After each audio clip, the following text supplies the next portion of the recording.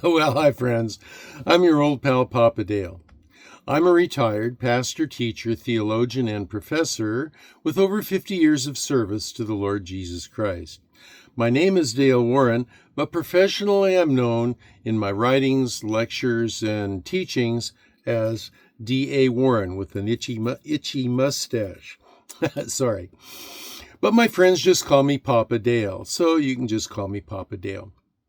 You can see the details of my personal testimony, family life, education, and ministry experience on other videos on this playlist. So for now, let's just get right into today's topic, which is the Apocrypha. There's a word that you may never have heard before, the Apocrypha.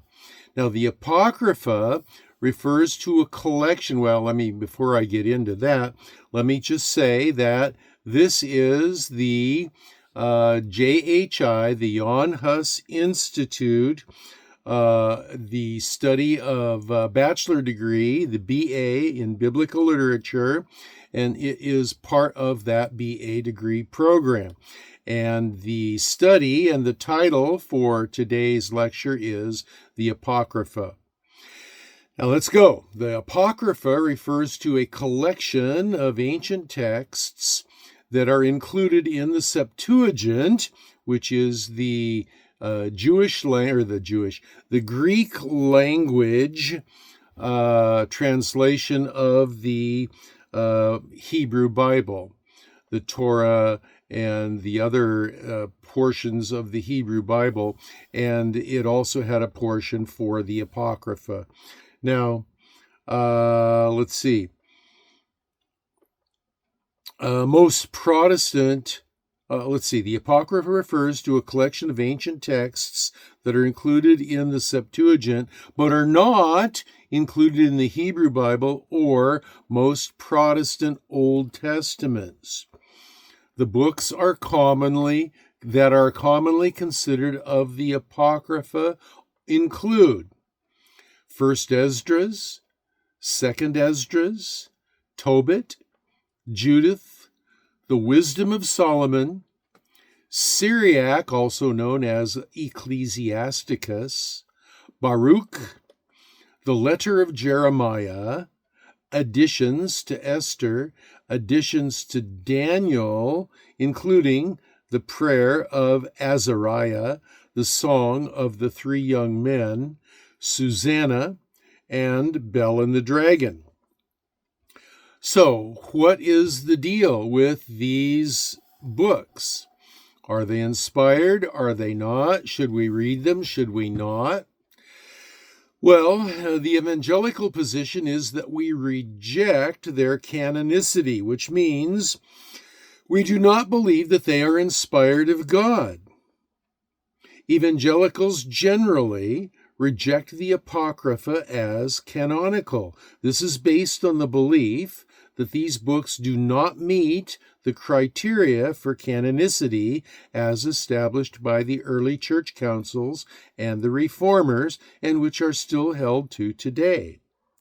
The criteria often include apostolic authorship, consistency with established scripture, and widespread acceptance in the early church.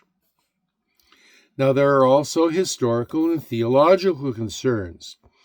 Evangelicals typically argue that the Apocrypha contains teachings and historical details that are inconsistent with the rest of the Bible. Some of these books include the theological ideas or historical narratives that differ from what is found in canonical scripture. And then there is the Reformation influence. The Protestant Reformation played a significant role in shaping the evangelical stance. Reformers like Martin Luther and others questioned the authority of the Apocrypha, leading to its exclusion from the Protestant canon. And this is all part of progressive revelation. Look that word up if you don't know what it is. So what are the historical differences? There are chronological discrepancies. Some books of the Apocrypha, like 1 and 2 Esdras, contain historical accounts that differ from those found in the canonical books of Ezra and Nehemiah, leading to conflicting details about the post-exilic period. Now, if God is God, then he's got to be consistent. He knows the end from the beginning. So he doesn't make mistakes. So another historical difference is historical figures. Books as Tobit and Judith include stories and characters that are not found in the canonical Old Testament. For example, Judith's story about a Jewish heroine who saves her people from an Assyrian general is not corroborated by other historical sources. And then there are doctrinal differences. There's a theological concept difference. The Apocrypha includes concepts not found in the canonical texts, such as the doctrine of purgatory, which is mentioned in 2 Maccabees. This idea of an intermediate state where souls are not purified is not present in Protestant theology, and in fact conflicts with the canonical text of Hebrews, which says to be absent from the body is to be present with the Lord. Then there is also the doctrinal difference concerning the prayer for the dead. In 2 Maccabees 12:45, there is a reference to praying for the dead, which supports the practice of praying for souls in purgatory. This practice is not supported by evangelical theology, which typically rejects the notion of purgatory and prayers for the deceased. Reference back to what I just said about the scripture in Hebrews. And then there are historical differences in the wisdom literature. The wisdom of Solomon and Syriac present teachings that are sometimes seen as inconsistent with the teachings of the Old Testament wisdom literature and the New Testament. For example, the personification of wisdom in these texts can be interpreted in ways that differ from the more reserved treatment of wisdom in the canonical books. And then doctrinal differences include miraculous events. The Apocrypha includes accounts of miracles and supernatural events that are just not found in canonical texts, such as the dramatic visions found in 2 Esdras. Now, these differences contribute to why evangelicals and other Protestant groups do not consider the Apocrypha as authoritative or inspired in the same way as the canonical scriptures are considered to be. Overall, while evangelicals may appreciate the Apocrypha for its historic and cultural insights, they do not consider it authoritative or inspired in the same way as the books of the Old and New Testament.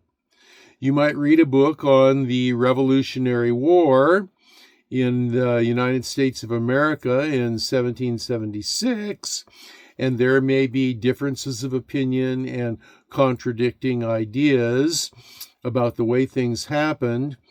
And so you know that an omniscient God couldn't have written it. However, there may be certain phrases and passages and topics and narratives that give you a pretty good idea about the culture and the lifestyle and the socio-political climate involved. And that's how we can use the Apocrypha. It's not canonical. It's not thus saith the Lord, but it can be used for literary understanding of the literary nuance, the historic nuance of the time. So, this has been your old pal, Papa Dale. The year is 2024.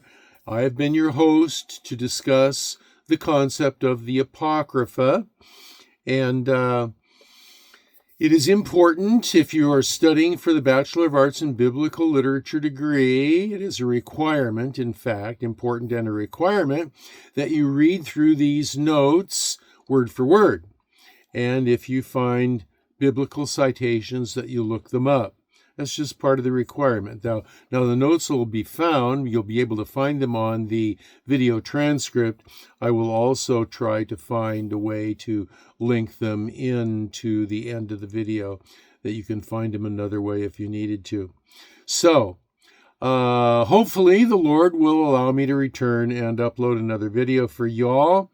And if he does, that'll be great. Until then, this is your old pal, Papa Dale, signing off and saying, I will be praying for you, that you will be well and that you will be blessed.